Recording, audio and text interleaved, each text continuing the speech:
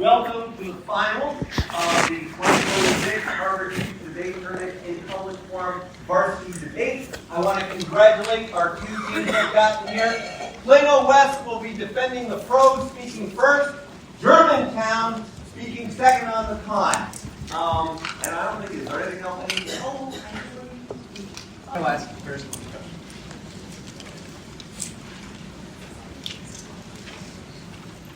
Federal regulation of sports betting is not perfect, but even an imperfect regulatory framework helps consumers. Sports betting is the newest craze, appearing in commercials, broadcasts, and apps, but the industry has grown faster than the rules meant to protect the consumer. Right now, Gross of Georgetown explains that regulation is a patchwork of 50 state systems that do not line up, do not share data, and do not set consistent guardrails. That fragmentation creates a race to the bottom. States want tax revenue, tempting them to keep rules light to attract sportsbooks. And sportsbooks want to release restrictive states so they can advertise aggressively and onboard users faster. That is why an official analysis by the National Council on Problem Gambling in 2024 finds that states met only 32 out of 82 basic consumer protection standards. In other words, most states are failing by design. Who benefits from this landscape? Billion-dollar gambling companies. They profit most when protections are weak and marketing is everywhere. So the Guardian finds that lobbying is one of the biggest reasons Congress has failed to act. Corporate greed thrives on loopholes and inconsistency. Consumers pay its price. Hicks that exploitative practices, Tempest of the Wisconsin Law Review quantifies, more than 18 million Americans are addicted to sports betting, and among sports bettors, about 29% qualify as problem gamblers. That number is only poised to increase, with addiction helpline calls increasing by hundreds of percentiles across states like Virginia and New Jersey. This is not a niche concern, it is a public health problem playing out at a national scale. Affirming Solve is a federal framework changes the incentive structure, replacing 50 separate rulebooks with one national floor that states cannot undercut. Even if enforcement is not perfect, a baseline standard still blocks worst practices and reduces addiction. Two mechanisms are especially likely to work. First, advertising restrictions. Wardo at the University of Glasgow finds that 31% of gamblers say marketing pushes them into unplanned, unwise gambling. Sportsbooks use hyper-targeted promos and app push notifications, timed for moments of weakness. Deposit $10, get a $10 bonus right before a game. Odds boosted after you lose, or you are one win away from cashing to keep you chasing. Cole in 2022 explains a federal framework can ban misleading promotions, require plain language disclosures on bonuses and rollover requirements, and restrict push notifications that target active or recently self-excluded users. Reducing these tactics cuts impulse bets and slows the pipeline, turning casual fans into daily gamblers.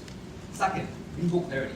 Right now, sports betting isn't even legally defined nationwide, so regulators and companies disagree on what counts, especially with things like prediction markets that look like sports betting but call themselves something else. That gray area creates inconsistent rules because companies can split between categories or claim their outside gambling laws.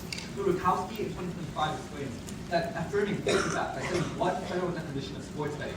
Once that line is clear, regulators can reclassify new products correctly, so both traditional sportsbooks and lookalike markets stop living in the loophole and become easier to regulate as well.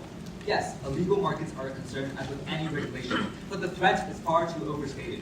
Illegal markets do not have the reach of legal sportsbooks. They don't buy Super Bowl ads or sponsor major leagues, so fewer people get exposed. In fact, stronger consumer protections make the legal markets more trustworthy, discouraging users from going underground. Even if some betting shifts, the main win is reducing mass exposure in the mainstream market.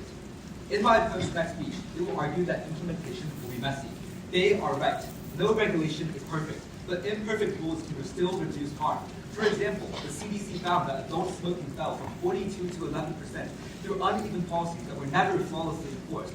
Similarly to alcohol, highway authorities revealed drunk driving deaths fell by half through messy, uneven reforms. The lesson is simple. You do not need perfect enforcement to save people. You need guardrails that make exploitation harder and recovery easier. Sports betting is growing too fast for 50 fragmented systems to control. The winners today are sportsbooks. The losers are millions of Americans being nudged into addiction. A federal framework will be imperfect, but even an imperfect framework reduces addiction by cutting predatory advertising and giving addicts a real national option. Vote pro.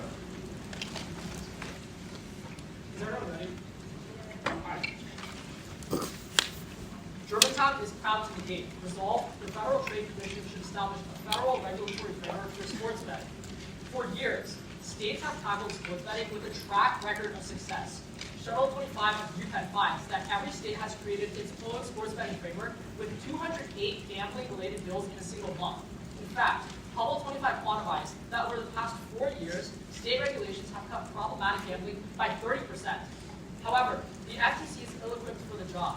Looking at history, when the FTC tried to regulate e-cigarettes, the Department of Justice reports that the number of companies instead increased 46% and advertised over 2 million more illicit e-cigarette products. There are 3 main differences between states and the FTC that explain why. First, states are able to enforce stricter measurements like lawsuits against corporations and revoking their licenses. But the FTC's monetary penalties are limited to relatively small fines for a 2021 Supreme Court case. As a result, former FTC Chair Codd admits that companies simply treat fines as a cost of doing business, so they eat the penalty without changing their practices. Second, while states respond to public demands, the FTC is plagued with bureaucracy. Code 19 finds that 75% of FTC officials have corporate conflicts of interest, and this corruption has historically allowed the FTC to neglect online advertising fraud and consumer privacy protections. And third, the FTC is a more vulnerable target for corporate lobbyists. While state lobbying requires adapting to each state's executives, lawmakers, and processes, federal lobbying is much more straightforward. That's why Lagoon 26 reports that sportsbooks have spent millions on federal lobbying, yet haven't in state legislatures. With that, our sole argument is about worse alternatives. The Mayo Clinic in 2022 explains that gambling disorders arise from a myriad of risk factors, such as mental health issues or financial problems. Thus, even if the FTC succeeds at regulating, demand would not go away. Subpoint A is about unlicensed sportsbooks. Regulation is currently at a Goldilocks balance between safety and convenience, bringing consumers away from legal platforms. The AGA in 2024 quantifies that as legal sports betting has grown, the illegal market has shrunk dramatically from $150 billion to $64 billion. Unfortunately, stricter federal frameworks push consumers away from legal platforms. In the UK, HCC in 2026 writes that tightened regulations caused an 85% increase in activity on unlicensed platforms. And IE in 2025 corroborates that because rules designed to protect consumers unintentionally make legal options less appealing, in Germany and in Sweden, new sports betting restrictions backfired and drove bettors to unlicensed operators by the tens of thousands. Keeping citizens on legal platforms is crucial to preventing organized crime, and the FBI in 2025 states that illegal sportsbooks are operated by organized crime groups to fund human, drug, and weapons trafficking. Further, illegal sportsbooks threaten extortion and violence if bettors are unable to repay their debts. Subpoint B is prediction markets. Prediction markets like Kalshi and Polymarket allow users to bet on real-world events, including sports. But unlike sportsbooks, they are not included in regulations with the guise of trading like a security.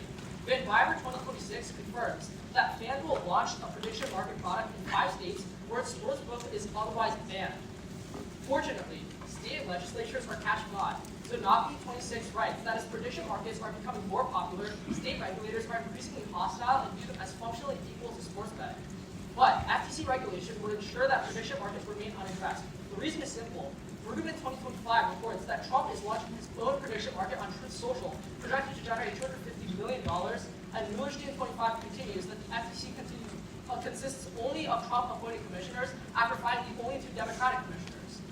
That's important because UNG 25 laments that due to the practice of arbitrage trading, users are much more likely to lose money quickly on the predictive markets. For these reasons, we negate. Cross. Yeah. Okay. I have a Go ahead.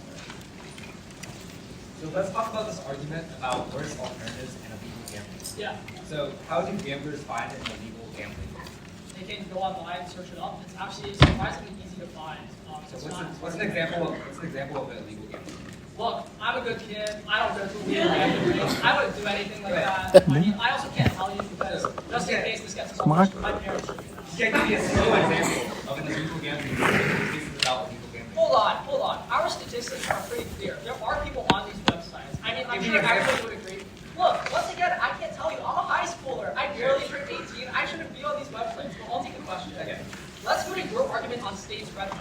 Your first piece of evidence is basically telling me that states want to loosen the restrictions so they can get more money, right? Yes. About how much of their state budget comes from sports betting? I believe 0.17%. Yeah, that sounds pretty low, right? So given that that's the case, what is the incentive to increase that by maybe an additional 0.01%? That's still billions of dollars, right? Like Our argument is that states are fundamentally flawed right now because there's this race to the bottom. States want more tax money. They want billions more dollars from gambling companies. So what they'll do is they'll deregulate to invite gambling companies to come to their state and extract that for tax revenue. Okay, That's our argument. maybe nationwide it's like $1 million. But if you loosen restrictions, realistically, the most you're going to get out of that is an additional like $10 million, $20 million, right? That's What would they do millions with of that? dollars for the state. Like the state obviously has incentives And what to do they make do with money. that? What do they do with I that? don't know, reinvest it into state programs, right? Stuff like that. I'll ask you a question. Sure. On this argument about the FTC being lobbied and vulnerable, Yeah. was the FTC also, did lobbying exist in the 1970s, 80s, 90s, 2000s? Our argument is that it's much more different now. Our argument specifically isolates in 2026 that FanDuel and DraftKings are already in the pockets of regulators like the FTC, which is why specifically for the sports betting industry, lobbying is uniquely bad. Wait, so cigarette companies didn't lobby during cigarette regulations. Alcohol companies didn't regulate during Once alcohol again, the political landscapes have changed. Lobbying, if you had What's the change? lobbying 50 years ago, lobbying was not as big of a thing as it is now. Now these companies have billions of dollars, and they're lining the pockets of Okay, corporations. I'll give you another example then. Just Yeah. last month, the FTC was able to successfully break up a pharma merger. They're obviously regulated by pharma, right? They're one of the biggest lobbyists in the entire nation. Yeah. Why is that? Why are they able to break up pharma? Yeah. Yeah, okay. So there's a difference between mergers and these exclusive deals that are being regulated now. Right now, when there's a merger, we propose that up to the courts, right? So during a merger, the FTC can just say, no, we're not able to do that. But during this, we actually have to take action against these But if companies, they're lobbied which is in a lot more both difficult. worlds, like, I Well, don't I'll think- take a question. Sure, We go for it. spent like a minute on this.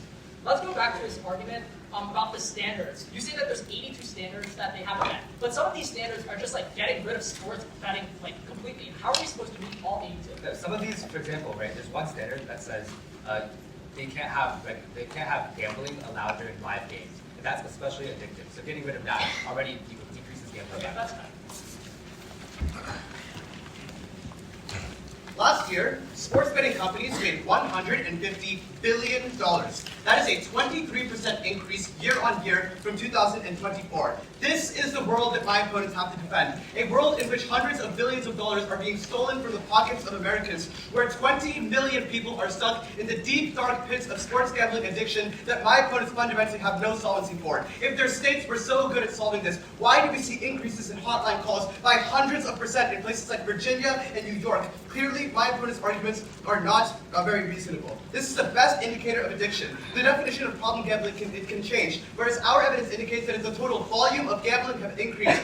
That is a reason to affirm. In fact, my opponent's own statistic that says that illicit e-cigarette ads got worse in their world says the exact opposite. It said that when we did regulations, we seized 2.1 million illegal e-cigarettes, which proves that even when imperfect, regulations do work. That is how I want to frame this debate. It is true that this regulatory framework will be imperfect. The implementation will be messy. People will go to black markets. People will go to prediction markets. But this debate is about whether the benefits outweigh the harms. And when you look to history, whether it is in the 1970s with tobacco, whether you look to history with marijuana in the 2010s, or even most recently with pharmaceuticals, it is extremely clear. The benefits outweigh the harms, even when imperfect, on net addictions reduce.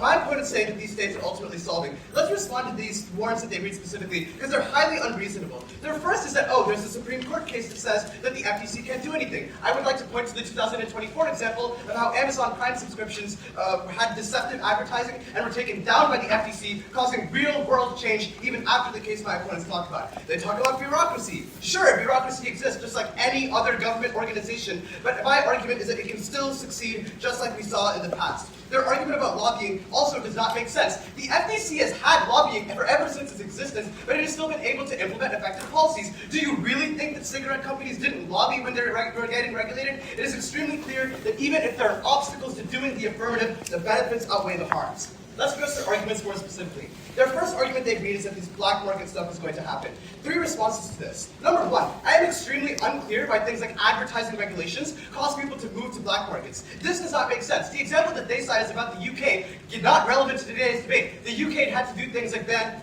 they had to put caps on how much you could bet. FTC does not have jurisdiction to do that. FTC has to ban deceptive advertisements. That is what we are talking about. Second, I want to turn this argument, because actually when you increase consumer protections in our world, that means that it is less likely that people go to illegal markets because mainstream markets are more predictable. That is why the Philander evidence in 2025 indicates that when poker was regulated, for instance, illegal gambling went down. Third, even if you take my opponents at their highest ground, these black markets are always going to be smaller than mainstream markets because they don't take out ads in Super Bowl, they have less reach. And also I want to note that their argument is only about current gamblers, our argument is about the future recruiting pipeline. On their argument about prediction markets, 4 responses. First, I want to note that sports is the gateway drug of betting. That is to say, more people are able to relate to things like Jalen Hurts in the Super Bowl. Or, well, he didn't make the Super Bowl this year. But, the same kind of thing.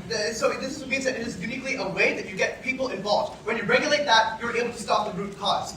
Second, they are running away from the core of this topic. My opponents cannot find a technicality about how prediction markets are somehow, not part of the topic. Our evidence indicates that when you define sports betting, you make it easier to regulate prediction markets by increasing legal clarity. Third, even if you take my opponents at their highest ground, they just complain about prediction markets without actually doing anything about it. We think that affirming is a step in the right direction, because the only way you are able to regulate prediction markets is to normalize the idea that we can regulate things like sports betting to begin with. That happens through the resolution, which means that our arguments categorically outweigh. Finally, even if no legislative change happens, there is a cultural change that occurs. When you regulate sports betting, you let people know that sports gambling is not something that should be glorified, it is something that should be done responsibly. So even if the resolution is imperfect, the benefits outweigh the harms.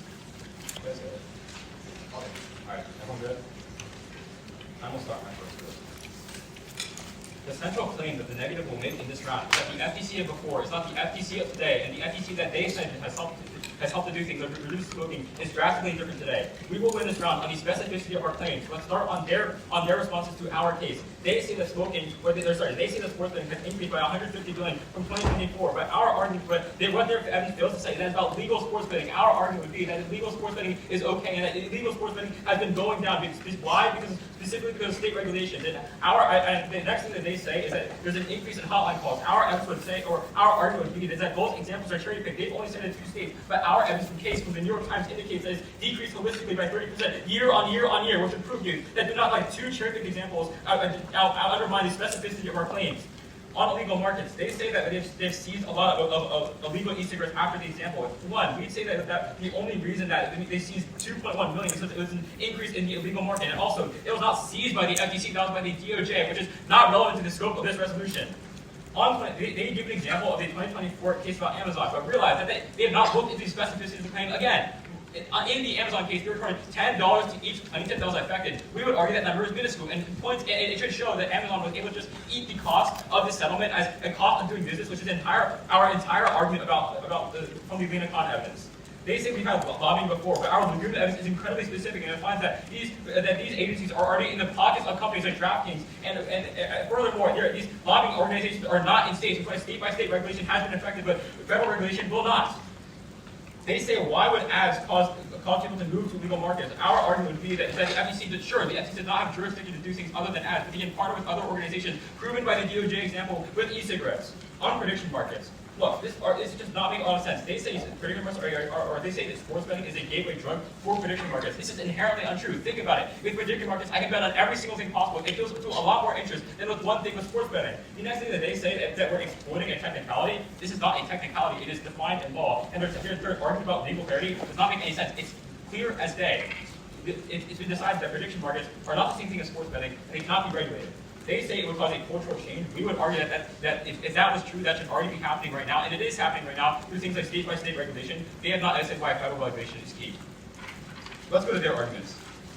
They have argued that states not meet 32 out of 82 standards. What are these standards? They have not been specific at all. Again, our argument is that they're meeting all the good ones. The 50 that they don't cite are things that are overly restrictive and proven to fail, or even make problems worse. Like monthly deposits or overly strict regulations on how people can actually spend on gambling, proven by our examples from the UK, Germany, and Sweden, where the exact same things happen, and the other 50 guidelines that they talk about happen, and it skyrocketed illegal markets by 85%. They argue that 18 million addictions are bad. We agree. That is why we advocate for states to stop it. To get more context for this number, we need to look at where we started out. Our New York Times evidence from case indicates that illegal markets are down by half year over year, and addictions have gone down 30% year over year, which would prove that the status quo is solving. The argument about state revenues is also illogical. Sports betting revenues are a drop in the bucket. They themselves have quoted 0.17%. On advertising, again, states are solving back. The AGA 25 finds that 34 jurisdictions have specific restrictions on the content, and most jurisdictions require that gaming advertising do not be deceptive, which would prove that states are solving back. We do not need the FCC to come in and do the same thing as states. on legal definitions. They say it's not legally defined, but this is evidence from Congress. Sports gambling is quote-unquote a common form of gambling where defendants wager on the results of athletic events. Furthermore, the PASPA case or the overturning of PASPA in 2018 should prove that it's legally defined. Why would the Supreme Court decide on something that's not legally defined? This argument makes zero sense. In fact, like sports gambling was made legal in 2018. They wouldn't make legal something that's not legally defined. That argument is circular. It does not make any sense. Also, only the legislative branch can make legal definitions for industries, not the executive branch. If they want to talk about the scope of the FTC, it's nowhere in the scope of the FTC to solve the claims that they make, like defining what is sports betting. Go ahead. Yep. Can I take the first question? Go ahead. I want to take a quote from your last speech. There is not lobbying in the states. In Arizona, Minnesota, and Virginia, lobbying happened in the year 2024 to block fee regulations.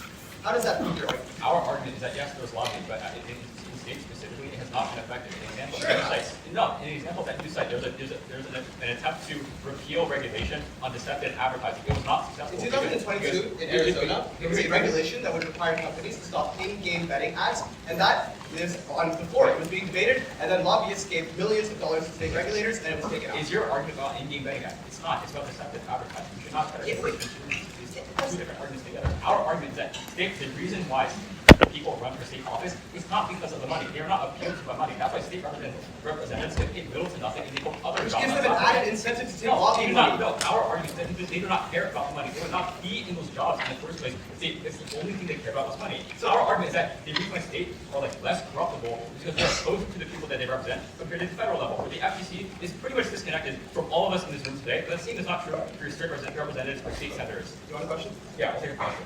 Let's talk about your argument. Let's talk about ads. You say that, or actually, let's talk about legal clarity. How exactly is sports betting not legally defined if PASPA was about defining it? Yeah, so the difference is regulators have not defined it. Our evidence indicates that the reason why prediction markets are in this gray zone right now, where it is unclear if they're sports betting or not, and you look at court battles. Just last week there was a Nevada court case that said that they were sports betting, and then there was. So there's a lot of legal uncertainty over this because it is unclear what sports betting actually is and whether prediction markets are included. Our argument is that when you're able to have legal clarity, you are able to make sure that the right regulators do the right things. I'll take the question. Let's talk about your argument about prediction markets. Let's talk more about black markets. Okay. The cigarette regulations of the 1970s created a black market. Was the policy bad? We would argue that specific cigarette regulations were bad. Such as? We argue that, once again, going back to the sports betting examples. Okay, I'm asking you about cigarettes. Yeah, overly restricted regulations would contribute to. What are these overly restricted regulations? Sure, like spending limits, but moreover, what spending limits on cigarettes? But the FTC has no jurisdiction on spending limits. Our argument, once again, the 50 like different regulations that you advocate for these advocate specific spending limits. So you cannot advocate these too. Furthermore, we would argue that it is much easier to access illegal networks like sports betting rather than to get legal cigarettes. Because when you ban cigarettes, when you put a lot of regulations on them, it's a lot harder for you to get legal cigarettes. You think we should make piracy illegal because people might go to street beasts? People do go to street beasts. Yeah. So do you think that illegalizing piracy is a bad thing? We argue that making piracy illegal has been effective because I can go to street beasts right now and I have been. Our argument is that it is much easier to access things like online sports betting or illegal online sports betting than it is to do with things like cigarettes. Maybe cigarettes were effective, but that's because people had to drive to different states to actually get to them. Our argument is that it is much easier to access things like online sports betting because you just go online and get it. Right, it's a little unreasonable, but that's fine. I mean, driving sports. Okay. All right. Everybody good? We start our case, then my turn. Okay.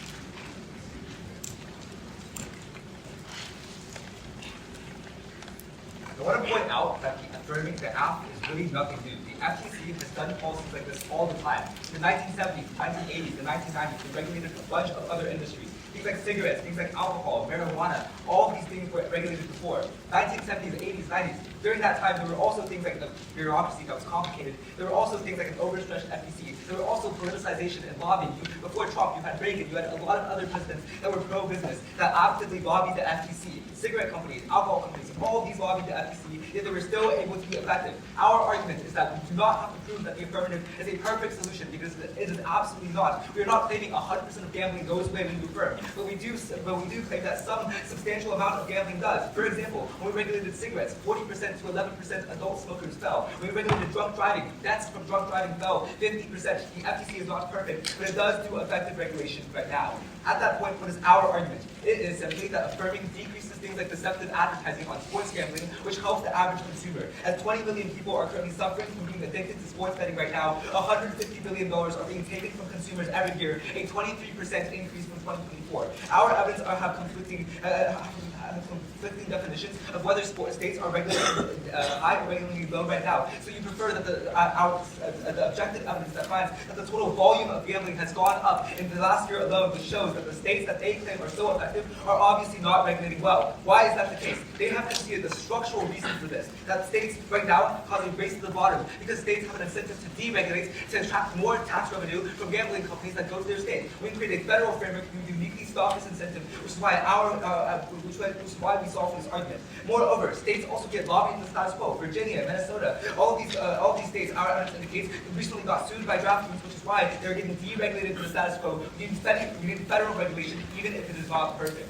At that point, why does our argument outweigh theirs? One, their arguments are only about current gamblers going to the black market, but realistically, most gamblers probably continue to gamble in a world where you firm. It's really hard to quit gambling. But we structurally reduce the number of future gamblers in the recruitment process, which will impact generations to come through doing things like decreasing deceptive advertising. Think about this logically. Cigarette smokers didn't just magically disappear when we did cigarette regulation, but about one generation later, we were able to decrease the amount from 40% to 11%. Moreover, you say prefer the legal market because it's much bigger than the illegal market, which is why our case uniquely outweighs. All my opponents' argument about worse alternatives. They have this the argument. Why does ad regulations or decreasing ads cause people to turn to illegal markets? They just say they work with other agencies. This is not responsive. And I want to take a quote from their own speech. The DOJ is not part of this resolution. This is just not responsive. Moreover, they've considered a straight turn that affirming actually increases consumer protection, which means more people go to legal markets. On the prediction markets argument, we would argue that the app is still a step in the right direction, and we can define sports betting, which means that we can easily regulate prediction markets. That is our argument. That right now, the regulations are unclear, so they don't know who to regulate prediction markets, the CFTC or the states. When you affirm, you create a unified federal framework, which means that you stop prediction markets, and it's a good first step. Perfect. All right, is everyone ready? We will win this round off of the specificity of our claims.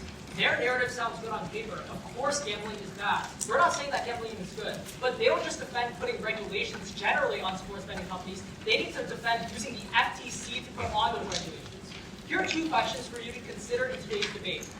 They need to win both questions to win today's debate, but we only need to win one. The first question is the FTC actually effective? Our answer is no. The first thing that they did not address in their last speech was the Supreme Court case of 2021. It says that the FTC can only ask companies to pay relatively small fines. What does that mean? That means that the former FTC chair, Dr. Khan, said that states don't actually listen to the FTC. Instead, they just treat these fines as the cost of doing business. The only example that they gave in their last speech was about Amazon. But once again, Amazon settled with the FTC for $2.5 billion. That might sound like a lot, but that means that they paid each consumer a whopping $10. What does that mean? Not only did Amazon not admit any wrongdoing, but they continued their deceptive ad practices. The second question to ask yourself is, even if we take them at their highest ground, even if the FTC is perfectly effective, is that actually a good thing for our world? Once again, our answer is no. Look to our argument about prediction markets. It's saying that states are regulating prediction markets right now, but when you let the federal government go in, intervene, and try to meddle in all of this gambling mess, they just make it worse. Why? The first reason is because they do not actually know what a prediction market is, and it is not regulated under a sports betting framework. The second reason that we live is because Trump actually supports prediction markets because he's making his own on Truth Social, and he's in charge of the FTC effectively because he fired the only 2 Democratic commissioners and has replaced them with pro-Trump supporters. The only response they give to this is that ads decreasing is still an on-net good. But once again, they're not regulating all ads. They're only regulating sports betting ads, which means that the predictive market ads are still there and are even more vicious than before. They've conceded our impact that predictive markets are even more addicting, which means we link it to all of their arguments in the first place. Let's go to the Wang debate. The only way they give you is that they can solve for all future gamblers. Once again, if our argument about predictive markets is true, there are still going to be future gamblers. The way you solve this is you let states carry out the legislation. In different states like Nevada, California, etc., they are already doing the legislation. You should not have the FTC come in and meddle with this. Now let's go to their arguments. The first argument on ad restrictions, the only examples they gave were things like drunk driving and cigarettes. But once again, this was before the FTC case of 2021, which is why we are now arguing that the FTC is ineffective after this case. On their second argument about legal clarity, I will clear up this debate very simply. They conceded in the last speech that it is the legislative's role to define what something is, for example, what sports betting is. It is not the executive's role to do so, but the FTC is under the executive branch. Cold dropped in the last speech means that even if the FTC wanted to define sports betting, they cannot legally define sports betting. So in the end, there's no reason you're voting for that. Vote on. Yeah. Why was Amazon sued in 2024 by the FTC? Because they made it extremely hard for people to do things like click and cancel or cancel their Amazon ad subscription. Okay. And in the end, What was the goal of the lawsuit? well, our evidence from Bill Ray finds that they could have done that. The FTC actually could have won the case for the trial, but instead they chose to settle I'm asking and you a let off question. Amazon. What was the goal of the FTC suing them? The goal of the FTC was to let off Amazon easy, which is why they now That's win the okay. What was the goal of what is the goal of FTC suing companies? Hold them to accountable. make it look like they're Right. holding them accountable. Okay, Our hold them evidence accountable. is that they are What not. did Amazon do after they were sued? Did they A, They settled. stop, They settled. or B, continue the same They practice? settled and They gave settled $10 and back continued. to Okay, to it seems like you're dodging the question. Here's the answer. I- Amazon stopped its deceptive advertising practices. So maybe $10 was given to the average person. But the benefit of the case was reducing that harmful practice. That's something that happens You are on your dead side. wrong about this issue because that case was not about deceptive advertising. It was about click to cancel, which makes it extremely hard for people Just to cancel Amazon their changed their Amazon practices. Yeah. That's not about advertising. Once again, you have misunderstood the entirety of the case. It's an example of a consumer protection, right? Yes, Wait, it's not wait, an wait, advertising okay. thing Was it specifically. about advertising or was it about click to cancel? The click to cancel was one of them. There were also things that they had In the advertisements that said entire that first it would claim that you'd have free couple of months of Amazon Prime, but that actually wasn't the In the case. entire first one of the process, you said it was about advertising. Now you're saying about click to cancel. But you said it was about click to cancel. Yeah, and you just agreed. Yeah, it's about click to cancel. Okay, so now it's about- why are we getting into the? I'm just saying, it doesn't seem like you know. Wait, I don't understand why, like, if this example works for click to cancel but not for advertising. Okay, This is the basically reason the same why thing, consumer is protection. because you're trying to argue this as an empiric for your case about deceptive advertising. Our argument is, sure, this click to cancel thing is completely different. But when Amazon is doing this, they're just paying the fine. They did not have to admit any wrongdoing. That doesn't Yes, make them but they accountable. reduced their bad practice even if they don't officially admit wrongdoing. No. This is just how settlements work Hold on. in civil court. This is why most Hold on. civil Our- cases don't go to court. Once That again, doesn't mean that it our doesn't stop a argument- deceptive Our practice. argument is that state regulations would have been better in this case because they would have actually held them accountable. We're not arguing for a world with no regulations. We're arguing for a world in which A world regulations in which actually 20 punish million companies. Americans are currently Hold on. addicted to gambling, I don't think your states work very well. Once again, this 20 million in context is down 7 million in the past 4 years. Which is correlation and not causation. Moreover, just like you said, it is hard to get gamblers to quit. You cannot have every person addicted to gambling quit. Earn your own way, right? We cannot have them all quit just because of one state regulation that was put in place. Just like we can't have them all quit because of one federal regulation. You're Yeah. holding us to an impossible Except we standard. gave you As examples. long as we prove that our argument of state regulations is better than your specific argument about We the gave you FTC, structural even if reasons it's- for why state regulation alone is not enough. And we need federal regulation. It is our argument. It's also like, I also don't think it's mutually exclusive, like it is possible to have state regulations and federal regulations. First at of the same all- time. The same thing we did Yeah. with smoking, marijuana. First of all, that was not an argument made. Second of all, that's not true because of the supremacy clause, which says if there are two competing regulatory frameworks, then the I'm federal not sure one- how marijuana regulations are constitutional then under your logic. That seems unreasonable. We recognize the nuance of this debate. The FTC is far from a perfect actor. There are so many more problems with it than just with the things that Mike has talked about. Trump has politicized the FTC. They are overstretched. They have lobbying, etc. But the fact of the matter remains. They have continued to and will be effective even if somewhat mitigated in the affirmative world. When you look to historical examples like cigarettes and alcohol, or even contemporary examples like pharmaceuticals last month, the evidence is clear. Even though the FTC is imperfect, it can still, on net, reduce the amount of consumers that are being harmed. My opponent's claim in their speech is that, oh, there's this 2021 Supreme Court ruling that means that the FTC is completely ineffective. Think about what this claim implies. They want you to believe that the FTC has not done a single useful thing since 2021. What about the Amazon lawsuit that prevented harmful advertisements? What about the pharmaceutical merger being blocked, etc.? There are examples of the FEC being effective despite their Supreme Court ruling. At that point, I think we've sufficiently proven that this resolution can be effective.